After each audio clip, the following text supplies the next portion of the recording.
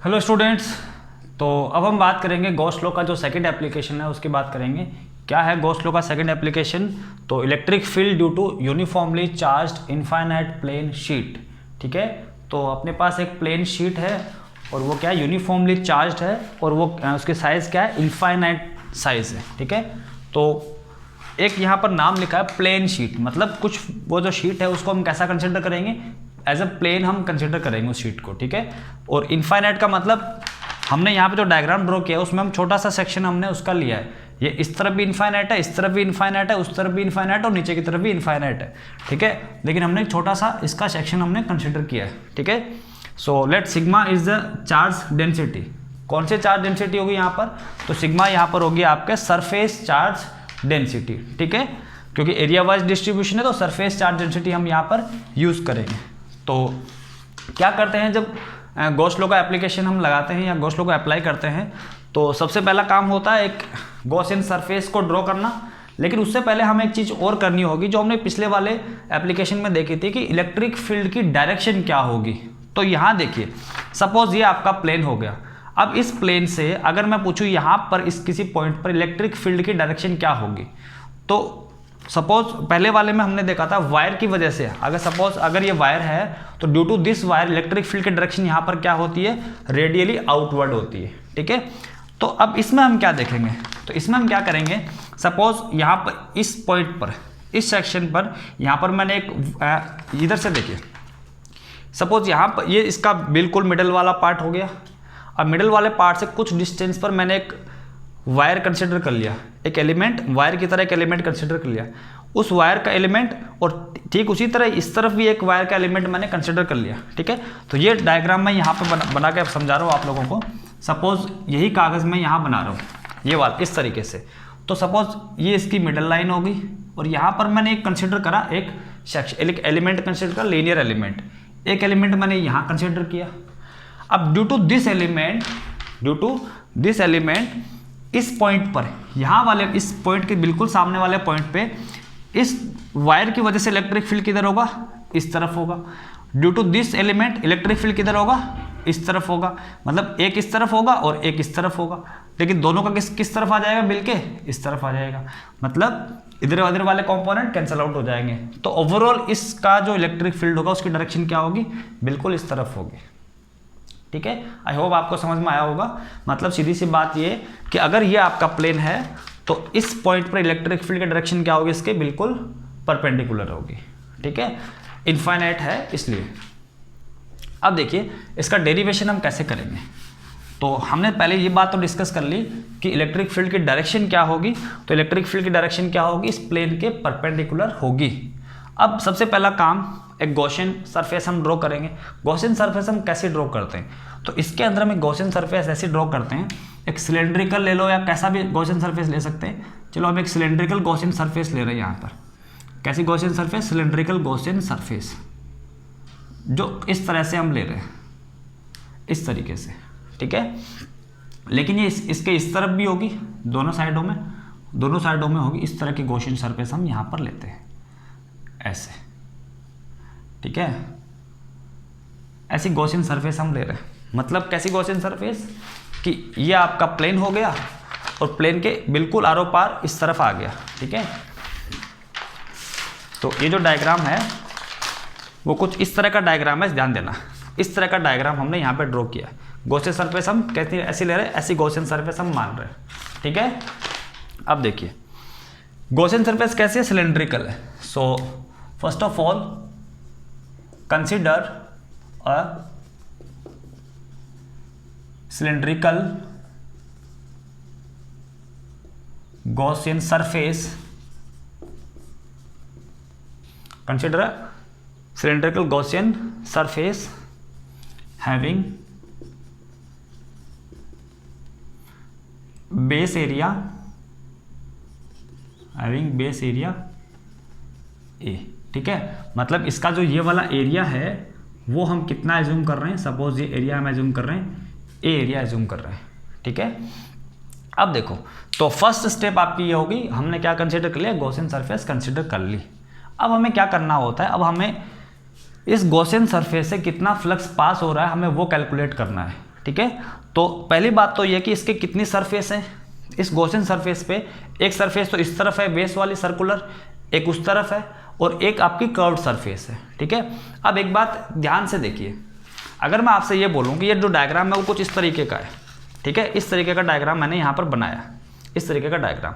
अब अगर मैं बात करूँ कि इलेक्ट्रिक, ये जो सरफेस है ये वाली सरफेस, यहाँ पर इलेक्ट्रिक फील्ड की डायरेक्शन क्या है, इस तरफ है, तो इलेक्ट्रिक फील्ड इसमें से क्या फ्लक्स पास हो रहा होगा, बिल्कुल पास हो रहा होगा। इधर वाला जो आपने क्रॉस सेक्शन बनाया, क्या यहाँ से इलेक्ट्रिक फ्लक्स पास हो रहा होगा, बिल्कुल पास हो रहा होगा। लेकिन अगर हम बात करें इस सरफेस की, कर्व्ड सरफेस की, तो कर्व्ड सरफेस पर यहाँ पर इलेक्ट्रिक फील्ड का डायरेक्शन क्या है, इस तरफ है, तो यहाँ भी इस तरफ है, यहाँ भी इस तरफ है, मतलब ये जो कर्व्ड सरफेस है उसके इलेक्ट्रिक फील्ड क्या है, बिल्कुल ऐसे है, बिल्कुल इस डायरेक्शन में है, इस डायरेक्शन में। तो क्या कर्व्ड सरफेस से फ्लक्स पास होगा, नहीं होगा। जितना भी फ्लक्स पास होगा या तो इस एरिया से पास होगा, मतलब उस तरफ से, या इस तरफ से पास होगा, ठीक है। तो हमें टोटल फ्लक्स जो निकालना है वो इस सरफेस से निकालना है और इधर वाली सरफेस से निकालना है, ठीक है। तो कर्व्ड सरफेस से यहाँ पे एरिया, कर्व्ड सरफेस से इलेक्ट्रिक फ्लक्स नहीं होगा। तो सेकंड अपना है net electric flux passing through the Gaussian surface. तो हमें क्या निकालना है, net electric flux passing through the Gaussian surface phi is equal to flux passing through two circular areas, ठीक है, दो सर्कुलर एरिया है, वहीं से फ्लक्स पास हो रहा होगा। मतलब यहां पर सपोज इलेक्ट्रिक फील्ड की डायरेक्शन क्या है, इस तरफ है। कितना इलेक्ट्रिक फील्ड है, ई इलेक्ट्रिक फील्ड है। यहां पर जो इलेक्ट्रिक फील्ड होगा वो किस तरफ होगा, बिल्कुल इस तरफ होगा, ठीक है। और इलेक्ट्रिक फील्ड यहाँ पर यहाँ पर ये। आगे बात समझ में। अब देखो ध्यान से, अब यहाँ ये जो पूरी सरफेस है, पूरी सरफेस पे इलेक्ट्रिक फील्ड क्या होगा, बिल्कुल सेम होगा, क्योंकि यहाँ पे क्या है, सिमेट्री है। तो हमें यहाँ पे एलिमेंट चूज करने वगैरह कोई जरूरत नहीं है। क्यों, क्योंकि आपका इलेक्ट्रिक फील्ड क्या है, हर पॉइंट पे इलेक्ट्रिक फील्ड यहाँ पर क्या होता है, सेम होता है, ठीक है। यहाँ भी हर पॉइंट पे इलेक्ट्रिक फील्ड क्या होगा, सेम होगा। तो हमें एलिमेंट वगैरह चूज नहीं करना, ठीक है। तो सर्कुलर एरियाज ये आपका हो जाएगा। यहाँ से कितना फ्लक्स पास हो रहा होगा, तो यहाँ से इसका एरिया कितना है, ए एरिया है। तो फ्लक्स कैसे निकालते हैं, फ्लक्स होता है आपका, वैसे तो फ्लक्स का पूरा फॉर्मूला होता है E D S, integration E D S cos theta. यहाँ पर एरिया वेक्टर किस तरफ है, इस तरफ है, तो एंगल कितना हो गया, 0 डिग्री। कोस 0 कितना हो गया, 1 हो गया। ई डी एस हम यहाँ पे लिखेंगे। फिर ई क्या है, कांस्टेंट, तो ई किधर आ जाएगा, बाहर आ जाएगा, जो कि हमने पहले वाले एप्लीकेशन में किया था। फिर इंटीग्रेशन डीएस क्या होता है, इंटीग्रेशन डीएस क्या होता है, ई इंटू एस, एस मतलब एरिया। यहाँ पे एरिया हमने क्या लिया, यहाँ पे एरिया हमने ए लिया, सो ई इंटू ए आपका फ्लक्स हो जाएगा। कहाँ से पास हो रहा है फ्लक्स, यहाँ से जो फ्लक्स पास हो रहा है, ठीक है। तो अब यहाँ पर इंटीग्रेशन करने की कोई जरूरत यहाँ पर नहीं है। तो हमें सीधा सीधा पता है यहाँ से फ्लक्स कितना पास हो रहा है, ई ए पास हो रहा है। फ्लक्स अंदर जा रहा है या बाहर जा रहा है सरफेस से, फ्लक्स बाहर जा रहा है। और हमने बात की बाहर जा रहा हो तो हम क्या लेते हैं, उसको पॉजिटिव कंसिडर कर लेते हैं। ये वाला भी बाहर जा रहा है सरफेस से, यहाँ भी कितना होगा, ई इंटू ए, तो plus A into A, E A plus E A is equal to 2 E A, ठीक है। तो पहला काम गॉसियन सरफेस कंसिडर करो, दूसरा काम टोटल फ्लक्स निकालो। लेकिन वहाँ भी आप ये जरूर देखो कि कौन कौन सी सरफेस से फ्लक्स पास हो रहा है, खाली आप उन्हीं का फ्लक्स काउंट करोगे, ठीक है। क्योंकि बाकी का फ्लक्स अगर आप काउंट कर भी लेते हो तो भी वो अपने आप क्या आ जाएगा, 0 आएगा। अब ये जो फ्लक्स है उसको किसके इक्वल करना है, sigma Q upon epsilon not के इक्वल कर देना है, ठीक है। तो अब हम बात करेंगे net charge inside the Gaussian surface, net charge inside the Gaussian surface. तो देखिए कितना है नेट चार्ज, तो अब नेट चार्ज कितना होगा, तो अगर मैं यहां पर एक क्रॉस सेक्शन बनाऊं, इस तरीके का क्रॉस सेक्शन बनाऊं, तो मतलब इस सेक्शन में, इस एरिया में जितना चार्ज होगा, क्या उतना ही चार्ज इस सिलेंडर के अंदर आया होगा, बाकी चार्ज तो बिल्कुल बाहर है, ठीक है। मतलब ये कि मैंने अभी अभी आपको डायग्राम बना के बताया था कि ये जो डायग्राम है वो सिलेंडर वो कुछ इस तरीके का सिलेंडर है। मतलब यहाँ पर एक सर्कल बन गया होगा और उस सर्कल में जितना चार्ज है उतना ही चार्ज किस पे होगा, इस गॉसियन सरफेस के अंदर होगा। मतलब और इसकी चार्ज डेंसिटी कितनी दे रखी है, सिग्मा दे रखी है। तो चार्ज कैसे निकाल लेंगे, टोटल चार्ज आपका हो जाएगा सिग्मा इंटू, और इसका एरिया कितना है भाई, इसका एरिया उतना ही है जितना ये वाला एरिया है, मतलब सिग्मा इंटू ए। ठीक है, अब हम यहाँ क्या कर देंगे, अकॉर्डिंग टू गॉस लॉ, ये जो फाई आया वो किसके इक्वल है, sigma upon Q upon epsilon naught. तो आपका फाई हो जाएगा Q naught upon epsilon naught. ठीक है, अब यहाँ पे वैल्यूज पुट करनी है आपको। वैल्यूज हम कैसे पुट करेंगे, इसके लिए हमें थोड़ा सा ऊपर से हटाना पड़ेगा, डायग्राम हटाना पड़ेगा। कौन डिस्टर कहाँ चाहिए, इसको हटा देते हैं, बस यहीं पे सब कुछ हो जाएगा।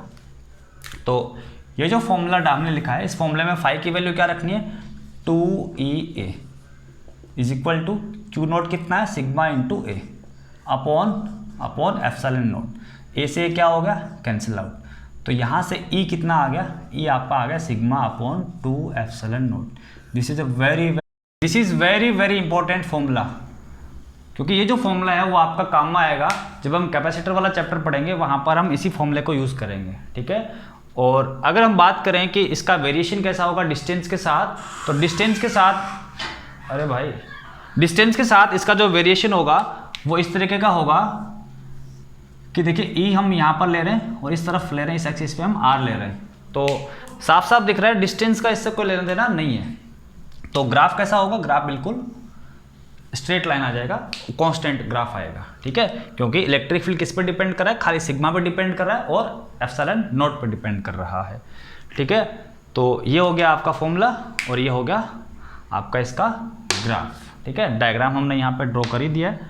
तो उसके बाद में हम नेक्स्ट स्टार्ट करते हैं। नेक्स्ट वाला जो एप्लीकेशन है, थर्ड एप्लीकेशन, हमने 2 एप्लीकेशन कंप्लीट कर लिए। तो स्टूडेंट्स नेक्स्ट जो अपना एप्लीकेशन है वो है electric field due to uniformly charged infinite plate. ठीक है, तो इससे लास्ट वाले में और इसमें क्या डिफरेंस है, इसी में बहुत कन्फ्यूजन होता है बच्चों को। तो कन्फ्यूजन इसमें ज़्यादा आप लोगों को नहीं करना है। देखिए बात क्या होती है, पहले वाले में हमने जो वर्ड यूज़ करा था वो था प्लेन। ठीक है, और प्लेन में आप लोगों को मैं पहले ही क्लियर कर चुका हूँ, प्लेन की कोई थिकनेस नहीं होती। ठीक है, यहाँ हम बात करें प्लेट की, और प्लेट के पास क्या होती है, कुछ थिकनेस होती है।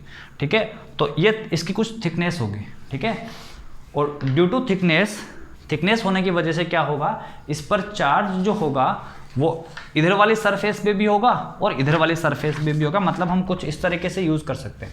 सपोज ये आपकी बुक होगी, इसमें इस तरह ये प्लेट है, इसकी कुछ थिकनेस होगी, इधर भी चार्ज होगा और उधर भी क्या होगा, चार्ज होगा। ठीक है, तो यहाँ पर क्या होगा, यहाँ पर अगर हम बात करें कि चार्ज डेंसिटी जो डिफाइन करेंगे, इस तरफ भी चार्ज होगा उस तरफ भी चार्ज होगा। मतलब पहले वाली जो हमने प्लेन यूज़ करा था, प्लेन में इस तरफ भी एरिया था और एक ही एरिया होता है प्लेन का। ठीक है, क्योंकि उस पर कोई थिकनेस होती नहीं है। लेकिन यहाँ पर क्या हो रहा है, आपका इस तरफ भी एरिया है तो यहाँ भी उतना ही चार्ज होगा और इस तरफ भी उतना ही चार्ज होगा, मतलब उससे डबल चार्ज होगा यहाँ पर। तो प्लेट पर क्या होगा, उससे डबल चार्ज अवेलेबल होगा। तो सरफेस चार्ज डेंसिटी हम कितनी कंसिडर कर रहे हैं, यहाँ पे सिग्मा कंसिडर कर रहे हैं। ठीक है, तो दोनों तरफ इसके चार्ज है। और यहाँ पर एक बात समझ लेना, जितना एलिमेंट, मान लो सपोज करते हैं है तो ये इनफाइनाइट है, लेकिन पहले वाले सेक्शन में हमने जितना एलिमेंट चूज़ किया था, सपोज उतना ही एलिमेंट या उतना ही सेक्शन हमने यहाँ पर चूज़ किया है। तो इस सेक्शन के अंदर पहले वाले जो सेक्शन हमने कंसिडर किया था प्लेन वाला, उससे यहाँ पर डबल चार्ज होगा, क्योंकि इसमें इस तरफ भी चार्ज होगा इस तरफ भी चार्ज होगा। ठीक है, तो अगर आप सीधे सीधे अगर देखना चाहो कि फॉर्मूला क्या आएगा आपका, तो पहले वाले में फॉर्मूला आया था सिग्मा अपॉन 2 एप्सिलॉन नॉट, और यहाँ आप सिग्मा की जगह क्या पुट कर दोगे, 2 सिग्मा पुट कर दोगे, तो आपका आंसर सीधा सीधा क्या आ जाएगा, सिग्मा अपॉन एप्सिलॉन आंसर आ जाएगा 2 से मल्टीप्लाई करते ही। ठीक है, लेकिन डिराइव कैसे करेंगे इसको, तो उसके लिए देखिए वैसा ही कुछ फॉर्मेट होगा। हम यहाँ पर सिलेंड्रिकल सरफेस बनाएंगे, गॉसियन सरफेस, लेकिन इसमें क्या लेंगे, हम जो सिलेंड्रिकल गॉसियन सरफेस लेते हैं वो खाली एक ही डायरेक्शन में लेंगे, एक ही साइड में लेंगे, दोनों साइड में हम नहीं लेंगे। ठीक है, एक ही साइड में लेंगे, काम हो जाएगा, क्योंकि उस साइड वाले का इलेक्ट्रिक फील्ड उस तरफ होगा, इस साइड वाले का इलेक्ट्रिक फील्ड इस तरफ होगा। हम कुछ इस तरीके से इसको सोल्व करेंगे। ठीक है, तो बस वही बात है, यहाँ पर सपोज इसका एरिया कितना है, ए है। इसमें हम ज़्यादा टाइम वेस्ट नहीं करेंगे, इसमें हम सीधे सीधे ये लिखेंगे कि net flux through Gaussian surface कितना हो जाएगा? तो सीधी सी बात है, कर्व्ड सरफेस से तो क्या होगा, कोई भी फ्लक्स पास नहीं होगा, जितना भी फ्लक्स पास होगा सर्कुलर एलिमेंट से पास होगा, तो कितना हो जाएगा। और सपोज यहाँ पर इलेक्ट्रिक फील्ड आपका कितना है, इलेक्ट्रिक फील्ड यहाँ पर ई है, पूरे एरिया पे भी इलेक्ट्रिक फील्ड क्या होगा, ई होगा, ठीक है। तो ई इंटू ए होगा। उस तरफ वाला सेक्शन हम नहीं ले रहे यहाँ पर, ठीक है, क्योंकि प्लेट है, इसके दोनों तरफ चार्ज होता है।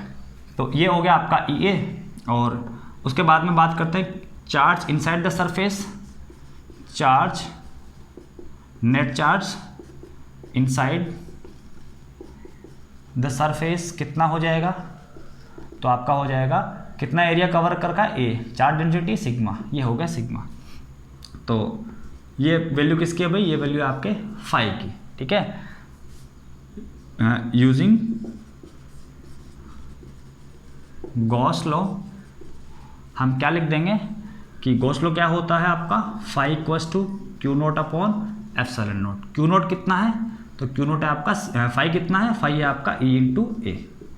क्यू नोट कितना है, sigma into A upon epsilon note, ए से ए कैंसिल आउट। ई कितना आ गया आपका, सिग्मा अपॉन एप्सिलॉन नोट, बस 2 नहीं है, पहले वाले में क्या था, 2 था। ग्राफ अगर इसका बनाओगे आप, तो डिस्टेंस के साथ ग्राफ आपका कैसा आएगा, अगेन ये वाली लाइन आएगी, ठीक है, इस बात का ध्यान रखना। तो ये भी हो गया। उसके बाद में हमने कितने कर लिया भैया, हमने 3 यहाँ पर एप्लीकेशन कर लिए, ठीक है। अब देखेंगे हम 4th एप्लीकेशन की। तो अपना 4th एप्लीकेशन क्या है, electric field due to a point charge. वैसे तो हमें पता है पॉइंट चार्ज का इलेक्ट्रिक फील्ड क्या आता है, के क्यू अपॉन आर स्क्वायर आता है किसी आर डिस्टेंस के ऊपर, लेकिन गॉस लॉ से इसको कैसे डराइव करेंगे, तो हम वो देखने की कोशिश करेंगे। तो suppose there is a charge q placed at this point and we have to find out electric field at a distance of r at point P. तो पी पॉइंट पर हमें क्या फाइंड आउट करना है, इलेक्ट्रिक फील्ड फाइंड आउट करना है। कितना आएगा, के क्यू अपॉन आर स्क्वायर, ये हमें पहले से पता है। तो हम क्या करेंगे, हम यहाँ पे एक सरफेस ड्रॉ करेंगे, गॉसियन सरफेस। और कैसी गॉसियन सरफेस ड्रॉ करेंगे, तो हम यहाँ पे गॉसियन सरफेस ड्रॉ कर रहे हैं, स्फेरिकल गॉसियन सरफेस हम ड्रॉ कर रहे हैं। कैसी Gaussian surface, spherical Gaussian surface हम ड्रॉ कर रहे हैं, ठीक है। अब आप लोगों को एक बात पता होगी कि गॉसियन सरफेस का हर एक पॉइंट इस क्यू चार्ज से सेम डिस्टेंस पर है। कितने डिस्टेंस पर है, आर डिस्टेंस पर है, ठीक है। तो आर डिस्टेंस पर होने की वजह से इसके हर एक पॉइंट पर इलेक्ट्रिक फील्ड क्या होगा, सेम होगा, ठीक है। अब देखिए यहाँ पे सपोज हम क्या कर रहे हैं, हम यहाँ पर एक पॉइंट एलिमेंट चूज कर रहे हैं। यहाँ पर एलिमेंट की डायरेक्शन क्या होगी, इस तरफ होगी। Suppose element is ds vector, और यहाँ पर इलेक्ट्रिक फील्ड किस तरफ होगा, इलेक्ट्रिक फील्ड भी इस तरफ ही होगा। इसका मतलब थीटा कितना आ जाएगा, यहाँ पे 0 डिग्री थीटा आ जाएगा, ठीक है। अब हम बात करेंगे सबसे पहले गॉसियन सरफेस हमने कैसे कंसिडर करी है, स्फेरिकल गॉसियन सरफेस। तो this is spherical Gaussian surface, ठीक है। ये गॉसियन सरफेस हो गई, एलिमेंट हमने कंसिडर कर लिया, वहां से इलेक्ट्रिक फील्ड शो कर दिया, अपने ds वेक्टर शो कर दिया, और वहां पर हमने एंगल लिख दिया। अब बात आती है कि नेट फ्लक्स निकालने की। So net flux through the Gaussian surface, सीधा सीधा सरफेस लिख रहा हूं मैं, समझ जाना तुम लोग। गॉसियन सरफेस कितना होगा, फाई। तो फाई का फॉर्मूला क्या होता है, integration E D S cos theta, ठीक है। ई कितना है भाई, ई तो निकालना ही है, हमें पता ही नहीं है ई कितना है। ds भी हमें पता नहीं है, लेकिन हमें पता है थीटा कितना, 0 डिग्री। कोस थीटा कितना हो गया, कोस 0 हो गया आपका 1, ठीक है। तो हमें पता है कि हर एक पॉइंट पर गॉसियन सरफेस के इलेक्ट्रिक फील्ड क्या होगा, सेम होगा, क्योंकि उसके डिस्टेंस पॉइंट क्यू से क्या है, आर है हमेशा। तो ई आ जाएगा आपका बिल्कुल बाहर, इंटीग्रेशन ds हो जाएगा, और इंटीग्रेशन ds आपका क्या होगा, इस स्फेयर का एरिया। और स्फेयर का एरिया कितना होता है, स्फेयर का एरिया होता है 4πr स्क्वायर, ठीक है। ये आ गया क्या, ये आ गया आपका फाई। अब हम क्या यूज़ करेंगे, हम गॉस लॉ यूज़ करेंगे। तो so applying Gauss law Gauss law क्या होता है, phi equals to q naught upon epsilon naught. तो ये वाला फॉर्मूला हम कहाँ अप्लाई करें, जहाँ जगह दिख रही है वहीं अप्लाई कर देंगे। तो जगह कहाँ पर है, यहाँ पर जगह, ठीक है। तो देखिए यहाँ पर फाई की वैल्यू ये रही, फाई की वैल्यू। सो इसके आगे का मैं लिख रहा हूँ यहाँ पर, phi is nothing but E 4πr² is equal to q naught upon epsilon naught. Q naught कितना है भाई, क्यू दे रखा है, अपॉन एप्सिलॉन नोट। तो ई कितना हो गया, ई आपका हो गया क्यू अपॉन 4π एप्सिलॉन नोट पहले लिख देते हैं, r² बाद में लिखते हैं, ठीक है। 1/4π एप्सिलॉन नोट क्या होता है, k होता है, तो k क्यू अपॉन r², ठीक है। जाना पहचाना फॉर्मूला लग रहा है क्योंकि हम पहले पढ़ चुके हैं, ठीक है। इसका r डिस्टेंस के साथ अगर ग्राफ बना देंगे तो कैसा ग्राफ आएगा, तो इन्वर्सली प्रोपोर्शनल टू r²। कैसा ग्राफ आता है, ऐसा ग्राफ आएगा, ठीक है। यहाँ पर क्या हो जाएगा, e हो जाएगा, ठीक है। तो ये भी हमने एप्लीकेशन कर लिया। तो students, next application of Gauss law is to find out electric field due to a uniformly charged thin spherical shell, ठीक है, या फिर थिन होलोस्फेयर, ठीक है। होलोस्फेयर है, बिल्कुल थिन होलोस्फेयर है। तो सपोज डायग्राम हम ड्रॉ कर लेंगे। डायग्राम में हम क्या कर रहे हैं, डायग्राम में हम ऐसा एक होलोस्फेयर हमने ड्रॉ कर लिया। सपोज रेडियस कितनी है उसकी, r रेडियस हम यहाँ पे लिख रहे हैं, कितनी रेडियस है, r रेडियस, ठीक है। और इस पे चार्ज कितना है, तो चार्ज सपोज कितना चार्ज रखा हुआ है, q चार्ज इसके ऊपर डिस्ट्रीब्यूट हमने कर रखा है। टोटल चार्ज हमने कितना डिस्ट्रीब्यूट कर दिया, q चार्ज डिस्ट्रीब्यूट कर दिया। और कैसे डिस्ट्रीब्यूशन कैसा है, यहाँ पे यूनिफॉर्म डिस्ट्रीब्यूशन है, ठीक है। ये हो गया यूनिफॉर्म डिस्ट्रीब्यूशन। अब देखिए गॉस लॉ से इसका जो डेरिवेशन है वो बहुत आसान हो जाता है। अगर गॉस लॉ हमारे पास नहीं होता तो इसका डेरिवेशन हमें कैसे करना पड़ता, तो जैसे हमने एक रिंग का किया था, चार्ज रिंग का हमने डेरिवेशन किया था, तो उसी तरीके से एलिमेंट्स हमें चूज करना पड़ता है, एक रिंग चूज करनी पड़ती, फिर हमें उस ड्यू टू रिंग हमें इलेक्ट्रिक फील्ड निकालना पड़ता, फिर इंटीग्रेशन करना पड़ता। लेकिन गॉस लॉ से क्या होगा, ये बहुत ही ईजिली सॉल्व हो जाएगा। तो सपोज हमें इलेक्ट्रिक फील्ड जो निकालना है वो निकालना है किसी डिस्टेंस r पर। इस पॉइंट पर हमें क्या फाइंड आउट करना है, इलेक्ट्रिक फील्ड फाइंड आउट करना है। ये जो डिस्टेंस है यहाँ से यहाँ तक की, ये जो डिस्टेंस है यहाँ से यहाँ तक की पूरी डिस्टेंस जो है ये वाली, ये कितनी है, ये है आपकी स्मॉल r। ये पूरी डिस्टेंस कितनी है, स्मॉल r है। यहाँ पे इलेक्ट्रिक फील्ड निकालना है। सबसे पहला काम गॉसियन सरफेस ड्रॉ करेंगे। गॉसियन सरफेस आप ऐसे ड्रॉ करो ताकि इजीली आप उसका एरिया फाइंड आउट कर सको और सिमेट्रिकल हो। तो हम कैसे गॉसियन सरफेस ड्रॉ करेंगे इस केस में, तो इस केस में गॉसियन सरफेस हम कैसे ड्रॉ करते हैं, बिल्कुल स्फेरिकल गॉसियन सरफेस ड्रॉ करेंगे, ठीक है।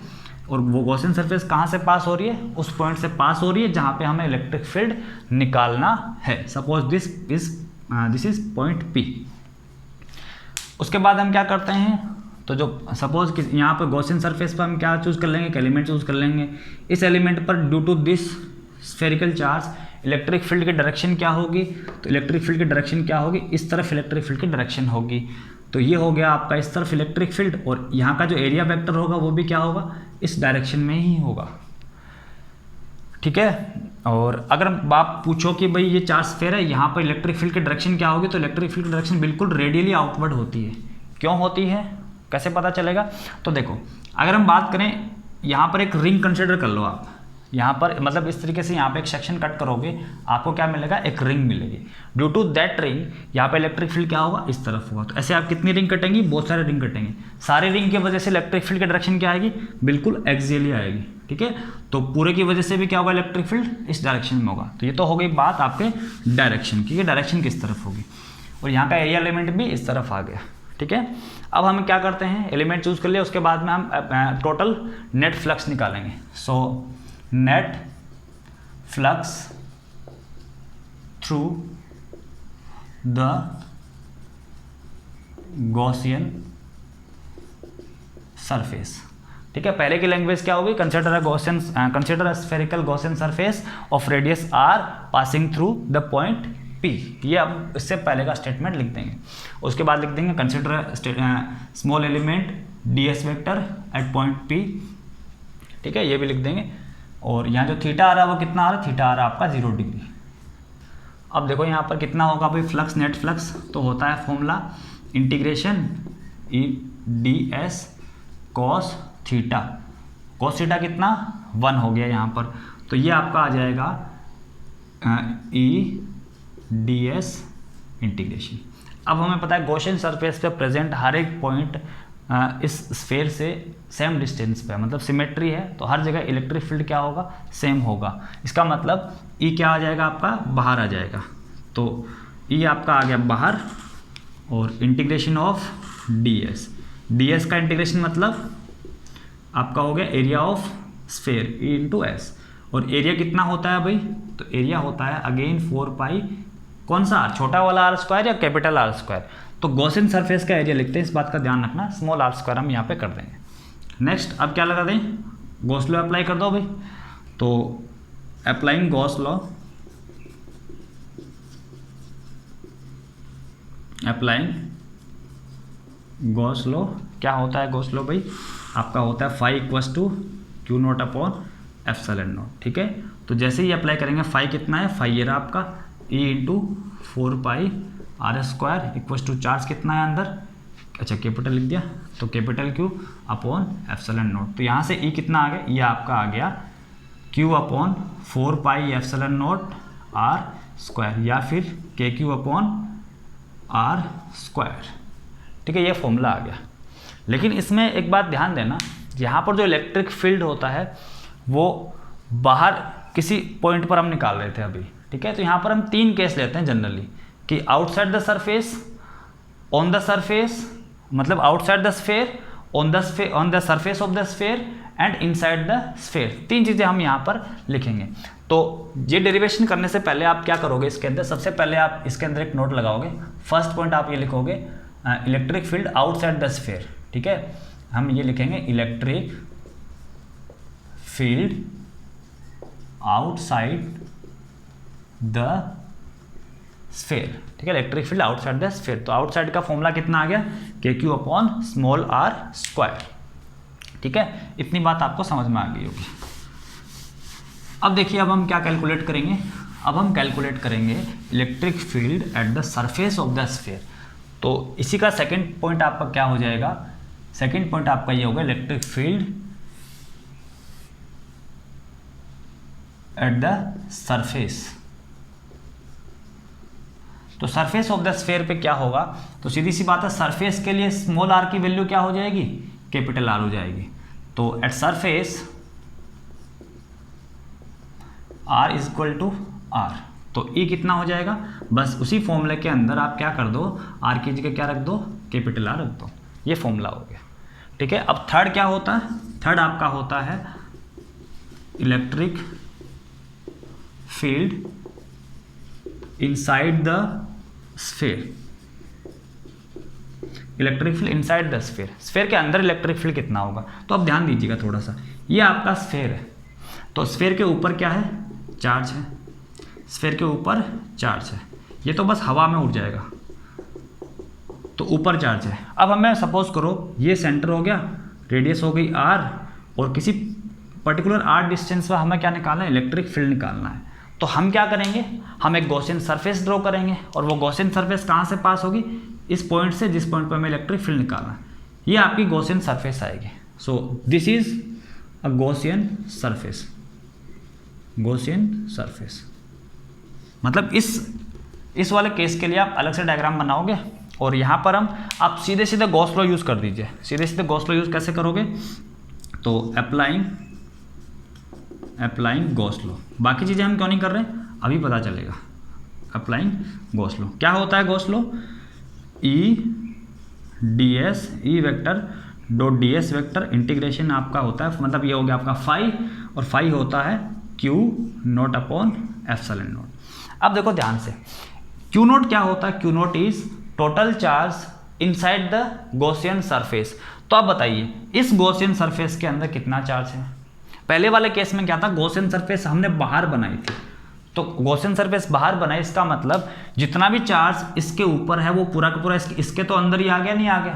तो पहले वाले केस के अंदर गॉसियन सरफेस के अंदर कितना चार्ज था, जितना चार्ज इस स्फीयर के ऊपर था Q, उतना ही इस गॉसियन सरफेस के अंदर था। लेकिन इस कंडीशन में गॉसियन सरफेस के अंदर कोई भी चार्ज अवेलेबल नहीं है, क्योंकि सारा का सारा चार्ज बाहर रह गया। तो गॉसियन सरफेस के अंदर चार्ज कितना है, 0 है। हम ये लिख देंगे हेयर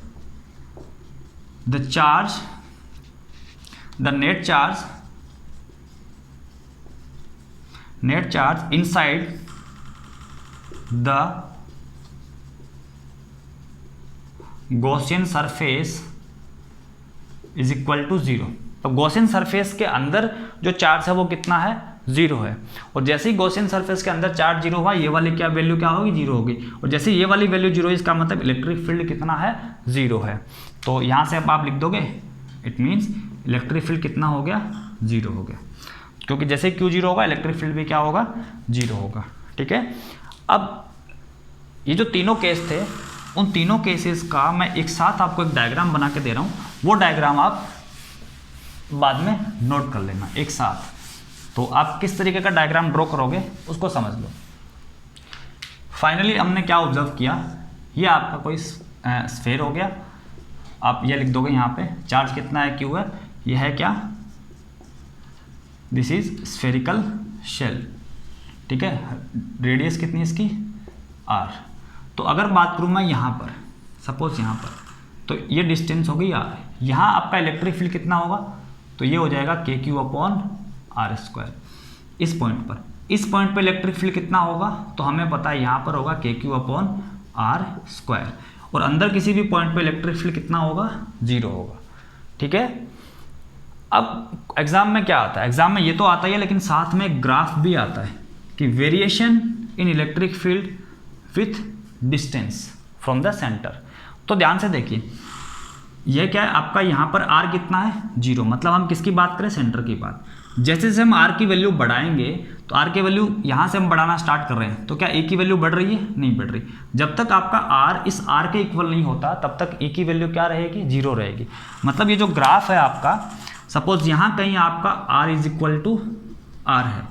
ठीक है। यहाँ कोई पॉइंट है जहाँ पे R की वैल्यू कैपिटल R के इक्वल है, तो यहाँ तक तो आपका ग्राफ है वो यहाँ चलेगा, बिल्कुल यहाँ चलेगा ग्राफ, बिल्कुल ग्राफ यहाँ चलेगा। ठीक है। ये वाला आपका ग्राफ होगा। और उसके बाद में क्या होगा, at R equals to R आपका इलेक्ट्रिक फील्ड इतना आ जाएगा।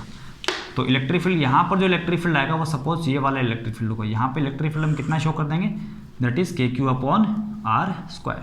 और उसके बाद में क्या होगा, उसके बाद में ये इस R पे डिपेंड कर रहा है और इन्वर्सली प्रोपोर्शनल, मतलब इसकी वैल्यू धीरे धीरे क्या होगी, कम होगी। मतलब ये ग्राफ आएगा कुछ इस तरह का। तो ये जो पोजीशन है, ये this is R is less than R, R is equal to R and R is greater than R। Here E is equal to 0 and here E is inversely proportional to R²। तो ये इसका हो गया graph. ठीक है। Spherical shell का हमने derivation कर लिया।